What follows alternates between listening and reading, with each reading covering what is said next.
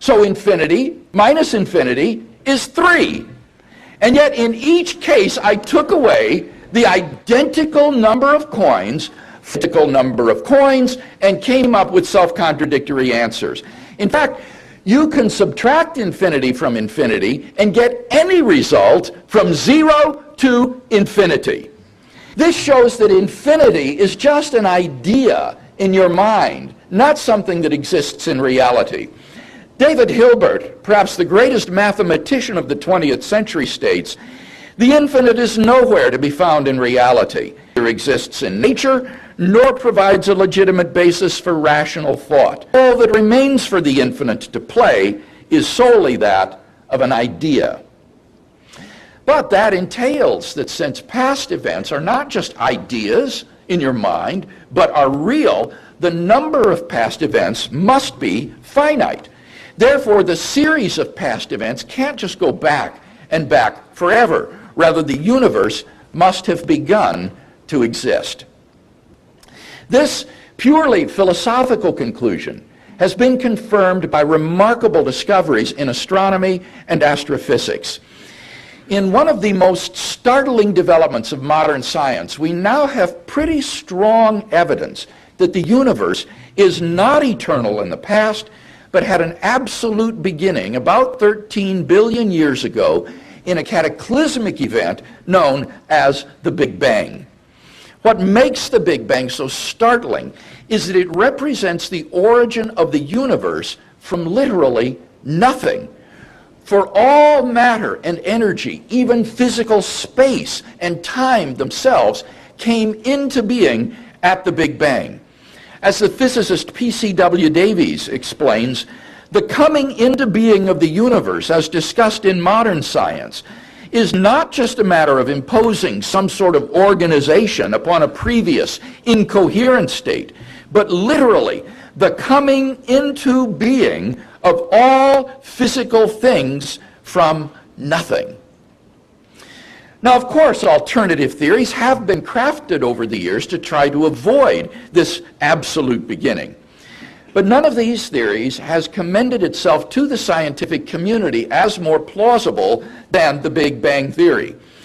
In fact, in 2003, three cosmologists, Arvind Borde, Alan Guth, and Alexander Vilenkin, were able to prove that any universe, which is, on average, in a state of cosmic expansion, cannot be eternal in the past, but must have an absolute beginning.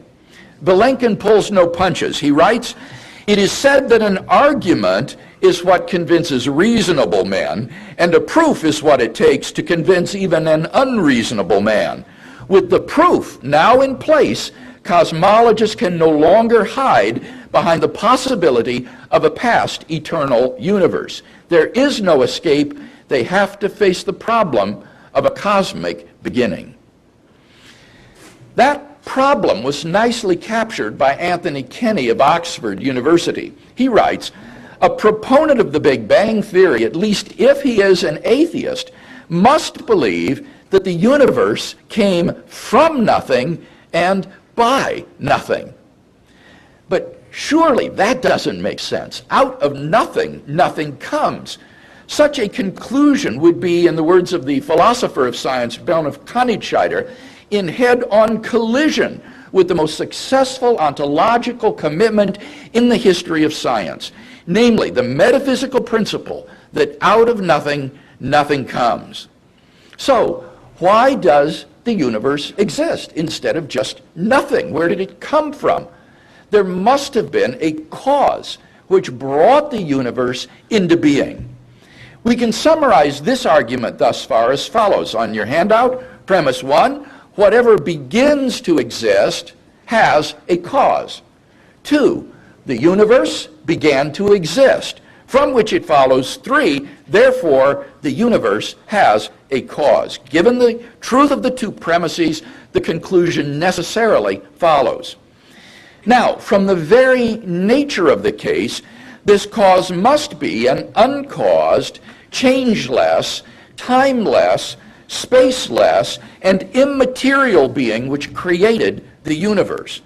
It must be uncaused because we've seen there cannot be an infinite regress of causes. So we must come to an absolutely first, uncaused cause. It must be timeless and therefore changeless, at least without the universe, because it created time. Because it also created space, it must transcend space as well, and therefore be immaterial, not physical. Moreover, I would argue this cause must also be personal. For how else could a timeless cause give rise to a temporal effect like the universe? If the cause were a mechanically operating set of impersonal, necessary and sufficient conditions, then the cause could never exist without its effect. Once the cause is in place, the effect must be in place as well. For example, the cause of water's freezing is the temperatures being below 0 degrees centigrade. Now, if the temperature were below 0 degrees centigrade from eternity, then any water that was around would be frozen from eternity. It would be impossible for the water just to begin to freeze a finite time ago. So if the cause is permanently present, its effect should be permanently present as well. The only way for the cause to be timeless and the effect to begin to exist a finite time ago is for the cause to be a personal agent, endowed with freedom of the will, and therefore able to create spontaneous new effects without any antecedent determining conditions. For example, a man sitting from eternity could freely will to stand up, and thus you would have a temporal effect with a beginning arise from an eternal cause. And therefore we are brought not merely to a transcendent cause of the universe, but to its personal creator. Number 3, the fine-tuning of the universe for intelligent life. During the last 40 years or so, scientists have been stunned by the discovery that the existence of intelligent life depends upon a complex and delicate balance of initial conditions simply given in the Big Bang itself.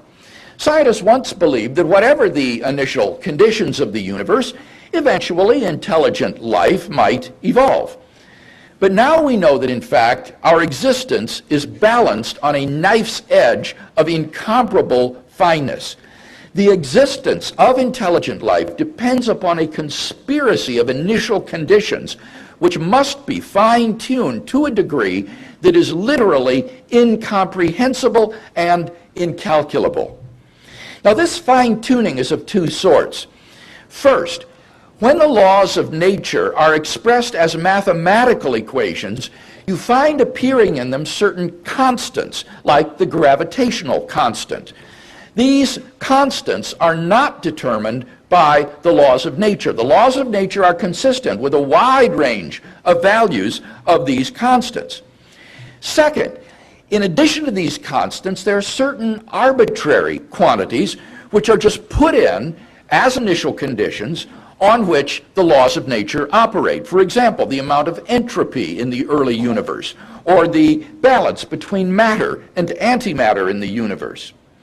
Now, all of these constants and quantities fall into an extraordinarily narrow range of life-permitting values. Were these constants or quantities